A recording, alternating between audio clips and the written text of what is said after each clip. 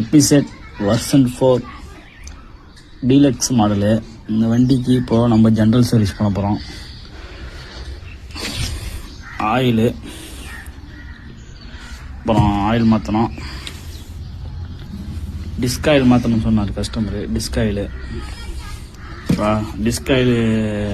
எடுக்கிறதுக்கு இந்த இன்ஜெக்ஷன் ஒன்று, அப்புறம் இது ஒரிஜினல் லூப் வாங்கிட்டு வந்துடுறாரு. அப்புறம் வண்டிக்கு இந்த பாலிஷ் போடுறது, இதுவும் ஒரிஜினலு. அப்புறம் இந்த கார்பன் கிளீனரு, ஸ்பார்க் ப்ளக் மாற்றணும்னு சொன்னார். 10,000 கிலோமீட்ரு ஓடிச்சு ஸ்பார்க் ப்ளக் ஒன்று.